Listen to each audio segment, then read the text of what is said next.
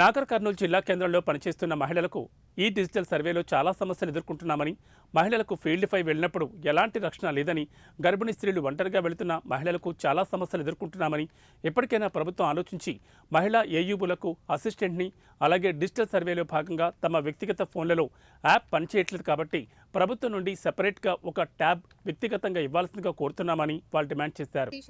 దానికి కూడా కన్సిడర్ చేయట్లేదు. ఎంత గర్భిణీ స్త్రీలు కూడా ఉన్నారు. వాళ్ళు 7 months బిఫోర్, మొన్నటికి మొన్న 6 months 7 months 8 months అమ్మాయి కూడా వరి వరి గట్లు ఉంటాయి కదా, వరి గట్ల మీద చాలా ఇబ్బందిగా వెళ్ళి చేయాల్సి వస్తుంది. వాళ్ళ హస్బెండ్స్ని తీసుకోవాల్సి వస్తుంది.